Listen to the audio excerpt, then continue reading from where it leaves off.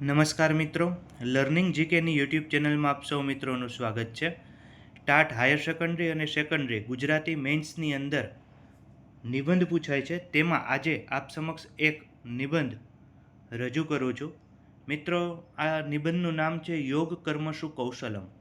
શાળા શિક્ષણમાં યોગની જરૂરિયાત.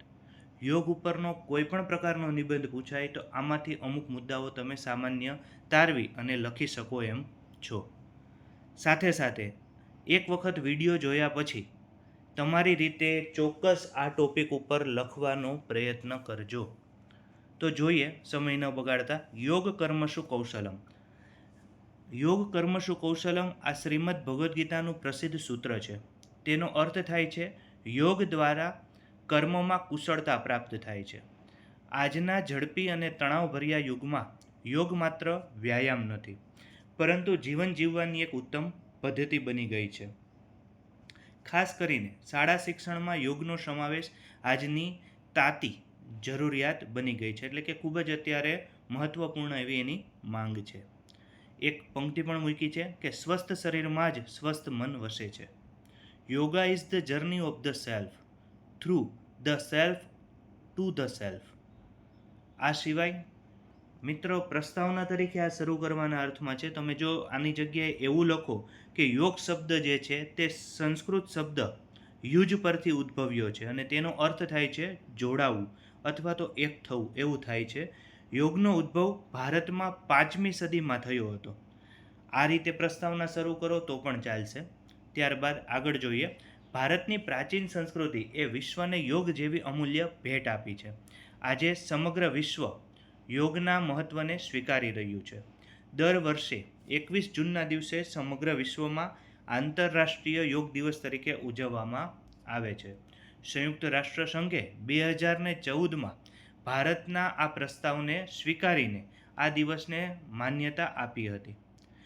ભારતમાં શાળાઓ, કોલેજો અને સરકારી કચેરીઓ તેમજ જાહેર સ્થળોએ યોગ દિવસની ઉજવણી કરવામાં આવે છે. 11મા આંતરરાષ્ટ્રીય યોગ દિવસ ઉપર ગુજરાતે એક નવો કીર્તિમાન પ્રસ્થાપિત કર્યો હતો અથવા તો એક નવો વિક્રમ સર્જ્યો હતો.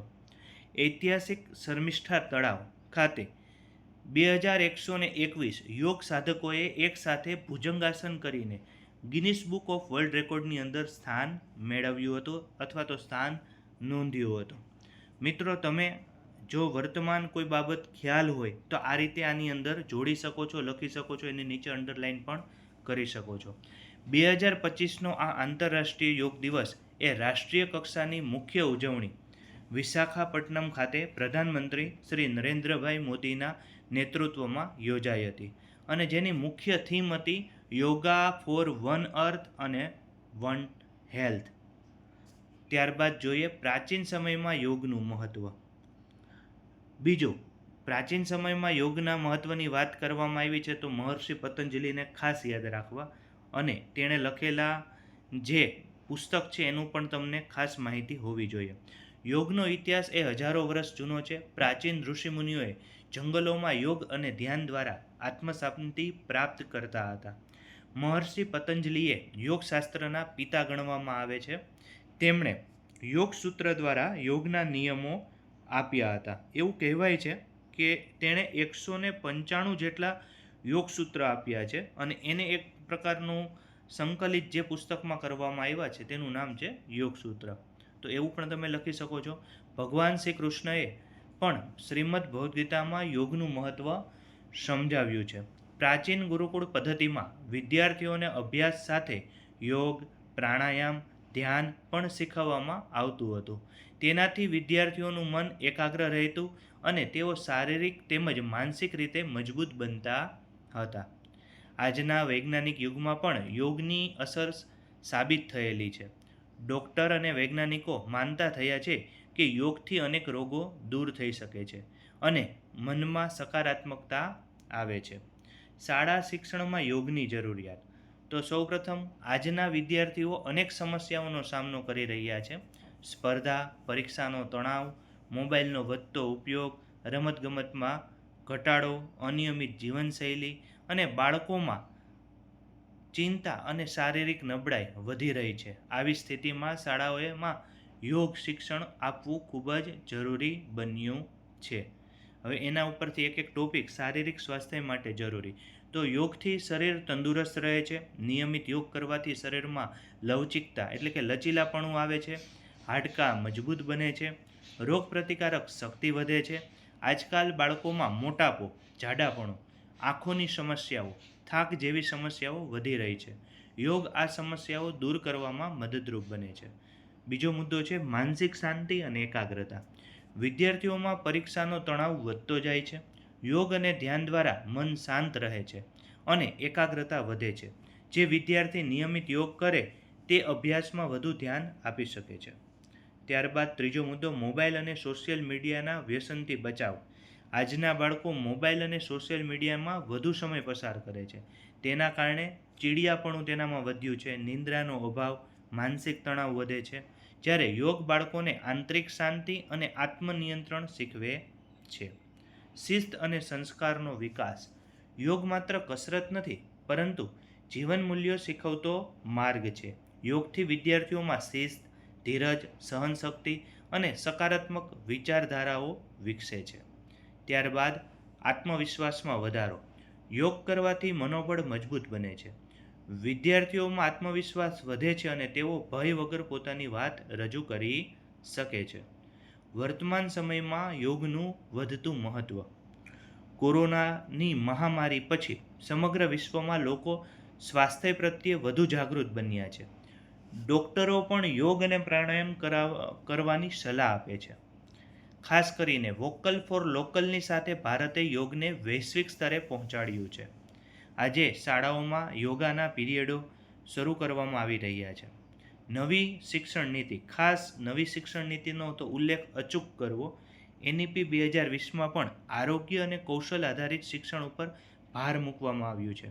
ઘણી શાળાઓમાં સવારે પ્રાર્થના પછી યોગ કરાવવામાં આવે છે અને સરકાર દ્વારા ફિટ ઇન્ડિયા મૂવમેન્ટ અને ખેલો ઇન્ડિયા જેવી યોજનાઓ પણ વિદ્યાર્થીઓને સ્વસ્થ જીવન માટે પ્રોત્સાહિત કરવામાં આવે છે. 10 બેગલેસ દિવસ જે છે ઉજવવામાં આવે છે, એમાં એકાદ દિવસ આપણે યોગ દિવસ તરીકે પણ ઉજવી શકીએ, તો એ પણ આની અંદર લખી શકાય. યોગ શિક્ષકની ભૂમિકા. તો કે શાળાઓમાં પ્રશિક્ષિત યોગ શિક્ષક હોવા જરૂરી છે. યોગ્ય માર્ગદર્શન વગર યોગ કરવાથી નુકસાન પણ થઈ શકે છે. શિક્ષકો વિદ્યાર્થીઓને સરળ રીતે યોગ શીખવે અને તેના ફાયદા સમજાવે તો બાળકોમાં રસ વધે છે. વાલીઓએ પણ બાળકોને ઘરે યોગ માટે પ્રોત્સાહિત કરવા જોઈએ. જો પરિવાર સાથે યોગ કરવામાં આવે તો બાળકોમાં સારા સંસ્કાર વિકસે છે. મિત્રો, અહીંયા આપણે યોગ અને આસન, ધ્યાન, પ્રાણાયામ, સમાધિ, આ જે એના 8 અંગો છે તો એના નામ પણ આમાં લખી શકીએ છીએ. યોગ એ ભારતીય સંસ્કૃતિ. યોગ અને ભારતીય સંસ્કૃતિ. યોગ એ ભારતની ઓળખ છે. વિશ્વ આજે ભારતને યોગ ગુરુ તરીકે ઓળખે છે. યોગ શરીર, મન અને આત્માનો સમન્વય કરાવે છે. તે માત્ર આરોગ્ય માટે નહીં, પરંતુ માનવ જીવનને ઉત્તમ બનાવવાનો એક માર્ગ છે. સ્વામી વિવેકાનંદ, મહાત્મા ગાંધી અને શ્રી અરવિંદ જેવા મહાનુભાવો યોગને જીવનનો મહત્વનો ભાગ તેમણે બનાવ્યો હતો. આજના યુવાનો માટે પણ યોગ ખૂબ ઉપયોગી છે અને એના માટે એક પંક્તિ મૂકી છે, યોગ છે એ જીવનને રોગમુક્ત અને મનને ચિંતામુક્ત બનાવે છે.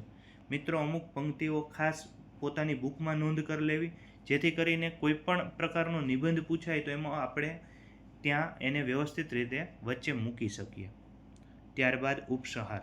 અંતમાં કહી શકાય કે શાળા શિક્ષણમાં યોગનો સમાવેશ સમયની માંગ છે. યોગ એ વિદ્યાર્થીઓને સ્વસ્થ, શિસ્તબદ્ધ અને આત્મવિશ્વાસી બનાવે છે. આજના તણાવભર્યા યુગમાં યોગ જીવન માટે આશીર્વાદ સમાન છે. જો વિદ્યાર્થીઓ બાળપણથી જ યોગ અપનાવે તો તેઓ ભવિષ્યમાં સારા નાગરિક બની શકે છે. શાળાઓએ યોગને માત્ર એક પ્રવૃત્તિ નહીં, પરંતુ જીવનશૈલી તરીકે અપનાવવી જોઈએ. યોગ અપનાવો, સ્વસ્થ જીવન બનાવો. Healthy mind lives in a healthy body.